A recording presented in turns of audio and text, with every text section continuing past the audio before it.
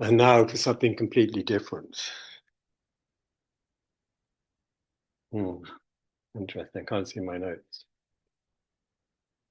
So many thanks to Glynn Vivian and to Katie Freer, who's not here today, but also to Zara for including me in this important show. I moved from Lahore in Pakistan to Bristol in 2015, 10 years ago. And this is all our things arriving in Bristol.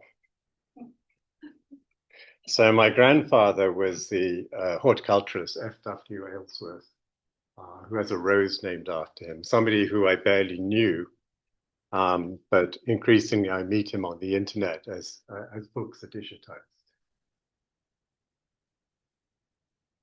This is one of my works from 2009 called The Garden of Babel.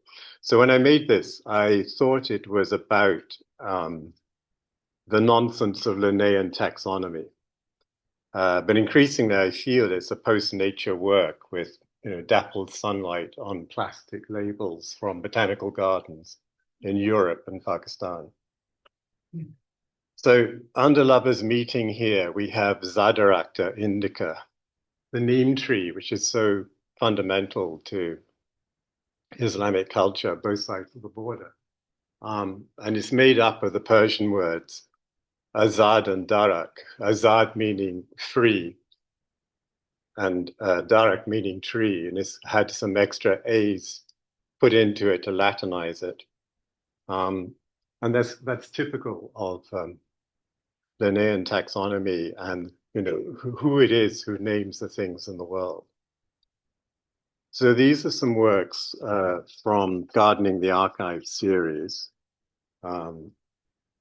Maybe this will look better. From around 2009, I think. And I had been researching in Kew Gardens archives. All the botanical gardens of Empire, the British Empire, would send back a report each year called the Bulletins of Miscellaneous Information. And they go back to Kew. And I managed to access some of these. And I'm looking at all the kind of colonial correspondence that's being bound into the albums with them at around the same time points. And of Englishmen in Lahore, the superintendents of the garden, sort of speculating about the namings of plants. So I started juxtaposing these photographs that I took in the archives with living plants in my own garden. It's a series that I continue to this day. So that gives maybe a little context to my work. I'm also in Pakistan. I've taught in Pakistani universities for 30 years. I'm a dual national with Pakistan. And I've also made gardens from one end of the country to the other. So there's a contingent of Pakistani society that knows me as the Gora Mali, which is the white gardener. I wish I should have on a t-shirt. So this is the Indian Viceroy's flag of 1885. And it's on a carpet. I can't tell you exactly what carpet this is. It's probably Irani. I suppose one of the things one should bear in mind about carpet making in the region is that a lot of the carpet weavers are displaced or moving around or nomadic. And so, I can't put a date on this carpet. It's probably prior to 1970s. What's interesting about it for me is the wear patterns, because if this was a carpet that had been in, say, a London home, you would have feet markings and maybe chair markings on it, but you wouldn't have this total sort of use of the carpet as it is used in other parts of the world. So that's a sort of fundamental idea for me with the carpets, is that they are not geographical markers, but they're more kind of cultural markers for a certain way of life. And this is the Viceroy's flag of 1885. It was Lord Canning who became the first Viceroy after the First War of Independence, or what we tend to call the Indian Mutiny here. And we have Heaven's Light, Our Guide, embroidered around, rather laid out around a star sapphire, which is known as the Star of India. and we have a Tudor crown up above. So this is a work that, and this is the church, this is part of the Churchill speech from 1931, and we can see the Viceroy's flag depicted here. And he's praising the Indian warriors. So the Order of the Star of India is a British order of chivalry founded in 1861 to recognize loyal Indian princes, a lot of whom would have gone to Aitchison College in Lahore, and distinguished Britons. So the Star of India is a huge blue sapphire brought to London by a British Army officer and then passed on to the American Museum of Natural History. I have no idea why. So this particular work was created on a Singer 733 sewing machine, something I managed to find in the bazaars of Lahore and repair it and use it. And it was the Singer, this particular model came into use around the turn of the century. And it was used for making lifting tackle for unloading ships, but also the sails of sailing ships. And the model was continued to be produced up until about 1940. And there's still a few Pakistani cobblers who use this machine. So as a sculptor, and I consider myself a sculptor, and I consider the carpet works to be sculptures. And if you try to embroider a carpet, you might understand why I feel like that. And I'm always sort of looking for the perfect machine or the perfect process to increase production, but this wasn't it. It took about 5 people to crank the machine, hold the carpet, and look at it from up a ladder to see where the lines were going. In this case, it's working on the Serpentine in Hyde Park. But when I did the flag, we would stitch some of it and then put it down on the floor and realize that the lines weren't straight. And then we'd unpick it and do it again. And that's an interesting kind of part of the process for me, that the carpet remains essentially unchanged and it just hosts my intervention. And here's some of the stitches on that flag upstairs. You can see it's a massive stitch. I'll say something more about this carpet. So, I think of myself as somebody who works with the garden and the gardener's archive. And in terms of this carpet, I usually work with paradise carpets.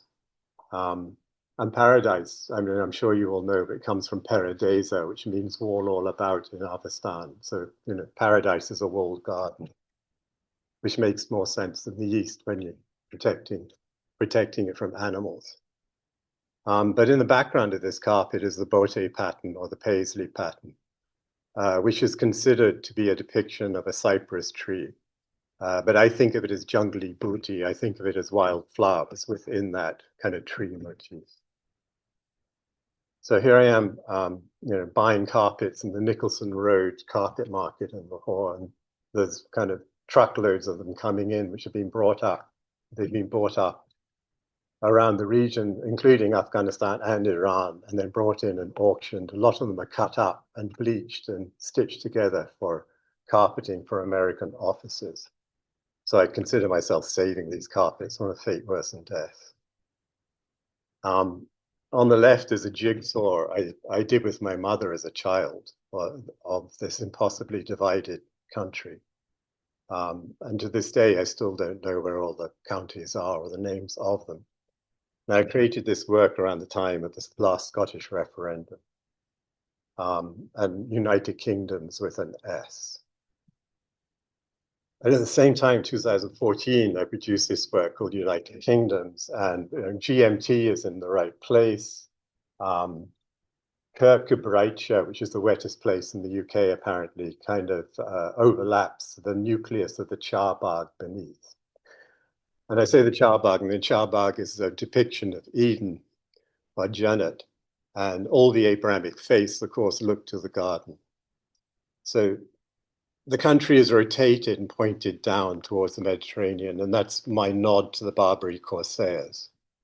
But also I've got rid of extraneous detail like Ireland and the continent of Europe. And so in a way, it's kind of prophetic about things to come.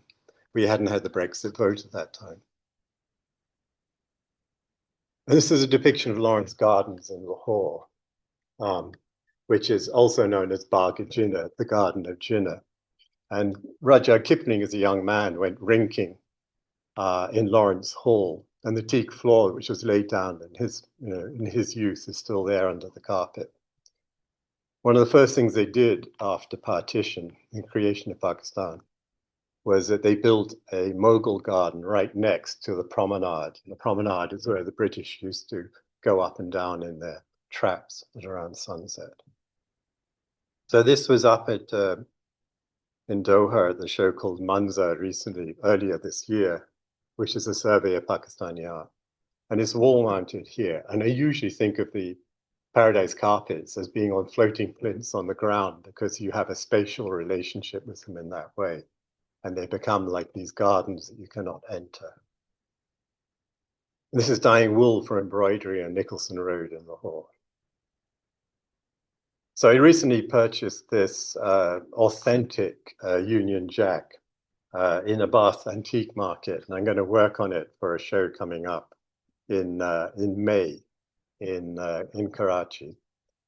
And I suppose I bought it sort of in May this year. And it's actually a nice kind of, it's a muslin piece, and it's got some staining on it.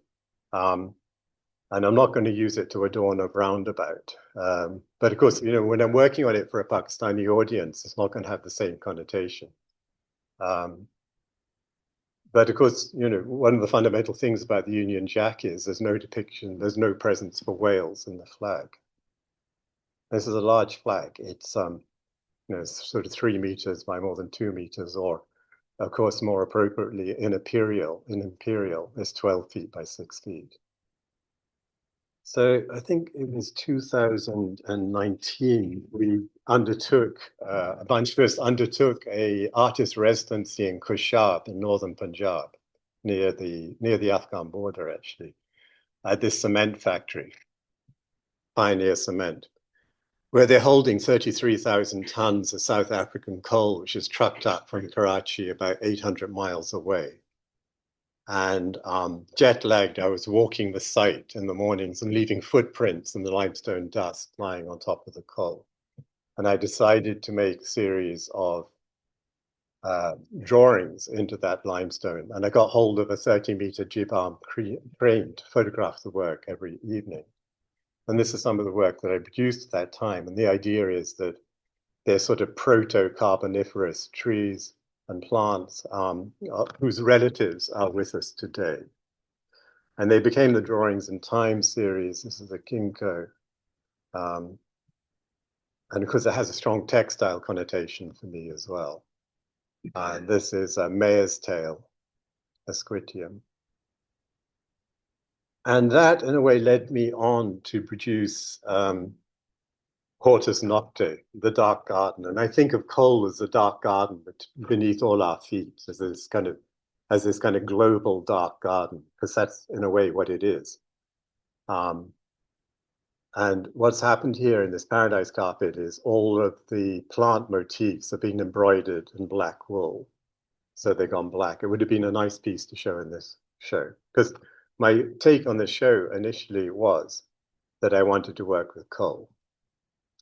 And here we all are in the Nandgaon coal archives, looking at a very large lump of anthracite, maybe one of the biggest lumps of anthracite in existence. That was in January this year. And I also worked with Mike Dutton as a researcher who's based in Bristol, who kind of scoured Dublin and Bristol antique shops, and came up, amongst other things, he came up with a Nabob plate, which is up in the Curzon dinner service upstairs, but also some regimental epaulets, and this image of coal being unused. This is marine anthracite, Welsh marine anthracite, being unloaded in Karachi. I don't have a date, but that's a Welsh border regiment that's overseeing it. So there were these reserve ports around the world for the Navy to refuel boats before they moved over to oil. And the Titanic, for instance, was powered on coal. And I wanted to work with the idea of these reserve ports, but I couldn't locate enough ground plans, or I couldn't locate enough of them within the region of interest.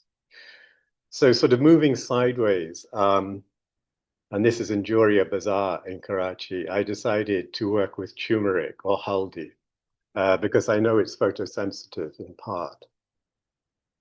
And here is a curcumin longa, a botanical illustration of turmeric, which is related to ginger, and I'm sure it has a place in all our lives. I eat tons of it. And my main motivation, I think, to work with it is that the color it produces for me is very reminiscent or engages with the idea of the subcontinent. But also the anthotype which it produces is quite random. You can't really control it. And I quite like that as well. So here are some papers infused with curcumin, the active ingredient from the turmeric, which I've extracted with alcohol. In this case, it was Smirnoff Blue vodka, which at the end of the day, we sort of had turmeric shots, which got us through the winter quite nicely. And down below is a Pichet Redoute, which I've erased, in this case, with a Swati pink embroidery. So that's a sort of another aspect of my practice. So John Herschel, wrote up the paper, or he presented the paper, I think in 1842 to the Royal Scientific Society in London on anthotypes, but Mary Somerville had done a lot of the work on that. And as a woman, she wasn't allowed to present, although he did acknowledge her. He is sort of credited with the idea of producing the anthotype. That's her letter to him at the same period. And that's an anthotype that's about 200 years old, although it's not curcumin in this case. And these are some of the contact printing frames which I used to produce the work. And I'm thinking of them as being totally akin to what Richard Glynn Vivian would have used on his travel documentations. And this is a Cilia species which I picked up in Schloss Charlottenburg in Berlin. And it was at that point in April that the sunlight was just beginning to do the things that I needed it to do in terms of producing an image. Up to that point, I had been using UV sources in my studio, which were sort of dangerous in all sorts of ways, but also I was scared of burning the place down at night, so I could only run them during the day. And they were really doing nothing. And then as the summer progressed, as we moved into the summer, the sunlight began to do the things I needed it to do. Prior to that, I'd gone to the university, Bristol University, and I consulted with scientists there on, what wavelengths might work with the curcumin. And we sort of isolated what they might be, but the season moved on. And here I am with the kind of printing frames on the roof of my house in the courtyard at Spike Island and on a balcony in Berlin, which is where it really began to happen, actually. And this is from Glynn Vivian's travel album around 1840, 1841, I think, and photography was becoming popular at that point. It was sort of catching up with the populace was catching up with it. So here are some images from that album of his, which is in the Glynn Vivian holding. And this woman up in the top left here, over on the right, she particularly interests me because she's standing on a carpet. There's a painted backdrop behind her, and she's staring right into the camera. So with anthotypes, you produce a positive rather than a negative as part of the printing process. So these are acetate positives. And here is a rendition of her. You can see this fabulous color. I mean, it's a color that Buddhist monks might use to dye their robes, but it's also fugitive. And I find that quite interesting as well. In a world where we're swamped with unlimited digital images, the anthotype is difficult, it's unpredictable, it's natural, it's ecological, it's not extractive. And in a way, it's sort of returning a colonial gaze. I think of it in those terms. And this is a narcissus, which I think is the national flower of Wales. And I did lots of dragons, and you can sort of see the chaos that ensues because you're applying the sensitive medium, the curcumin, you're applying it by hand so that the paper picks it up in different ways. The sunlight plays with it in different ways. So there's a terrific randomness to it, which I also celebrate. So this is a Buraq, much loved by Pakistani truck painters. She's kind of quirky, skinny, eccentric. She's a tiger Buraq. Mythologically speaking, it's a creature that the prophet flew into the seventh heavens on in the flash of light, like a lightning strike. And I feel like she's a relative of the Welsh dragon, perhaps. I don't think this is in the show, but it's the work that I quite like. And here we have Cecil oak, we have the banyan leaf, we have various dragons doing various things.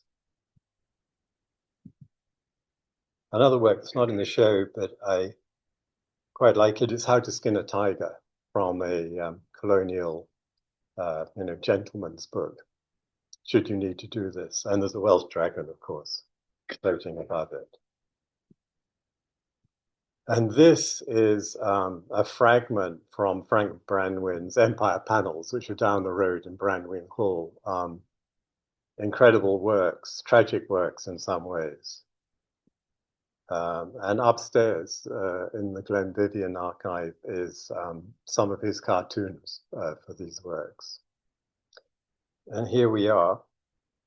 I was very fortunate to get into the Empire Hall with a very large ladder and to have a good look at some of these. And thank you very much for your help with the ladder. So one of the first things I've sort of noticed about the Brangwyn Empire panels is they're full of tomatoes. Everywhere you look, there's bunches of tomatoes. So I thought I'd share that.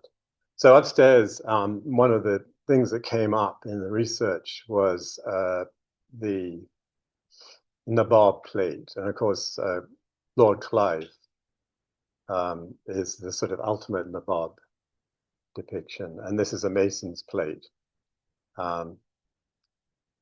Produced, I think, up until the 1930s, perhaps. It's rather Chinese looking to me.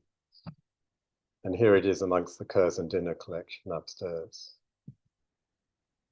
And one of the works based upon it upstairs. So this is a piece that was in the Lie of the Land show, the inaugural show at the MK Gallery. I forget when, was it 2019, something like that? Or no, maybe it's a bit earlier.